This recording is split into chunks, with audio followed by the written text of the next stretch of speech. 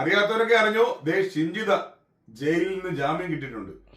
നമുക്കൊരു പാവം പിടിച്ച മനുഷ്യന് മരണകാരണത്തിന് ഉത്തരവാദിയായവൾ അകത്ത് പോയിട്ട് അവള് സിമ്പിളായിട്ടാണ് തന്നെ ഇറങ്ങി വരുന്നത്. അവളെ കൊണ്ടുവരുന്നേ കണ്ടോ കാഴ്ച? അവളെ എന്ത് പരിപാലിച്ചുകൊണ്ട് അല്ലെങ്കിൽ അവളെ എന്ത് കരുതലോട് കൂടിയാണ് ആ വണ്ടിയിലേക്ക് കയറ്റുന്നത്. ഇതിന്റെയൊക്കെ ആവശ്യമുണ്ട്. നമ്മുടെ നാട്ടിലെ നിയമം എന്താണ് ഇങ്ങനെ ആയി പോകുന്നത്?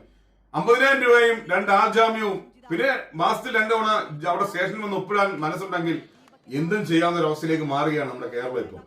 നമ്മുടെ നാട്ടിലെ ഈ നിയമവ്യവസ്ഥകൾക്ക് മാറ്റം വന്നില്ലെങ്കിൽ തീർച്ചയായിട്ടും ഒത്തിരി കുറ്റകൃത്യങ്ങൾ ഇനിയും നമ്മുടെ കേരളം കേട്ടുകൊണ്ടേയിരിക്കും. അല്ലെ അതിനൊക്കെ നമ്മൾ ഓരോരുത്തരും സാക്ഷ്യം വഹിച്ചുകൊണ്ടേയിരിക്കും. ഒരു കാര്യം പറയാനുള്ളത്, ഇവർക്കൊന്നും ഒന്നും സംഭവിക്കത്തില്ല. ആ പോയ ആ അച്ഛനും അമ്മയ്ക്കും ആ ഒരു മകനെ നഷ്ടപ്പെട്ടു. അവർക്ക് മാത്രമേ ഉള്ളൂ നഷ്ടങ്ങൾ. അപ്പം ഇനിയുള്ള എല്ലാരും കരുതലോടൊക്കെ ഇരുന്നോണം. ഇതുപോലുള്ള കീടങ്ങൾ ഫോണും തൂക്കി വരും, ഒന്നും ചെയ്യാത്തവരെ കുറ്റപ്പെടുത്തിക്കൊണ്ട് അവരുടെ ജീവിതം നശിപ്പിക്കാനായിട്ട്. അപ്പൊ നമ്മളെല്ലാരും കരുതി ഇരുന്നോളുക, ഇവരെയൊക്കെ ഒന്ന് നോക്കി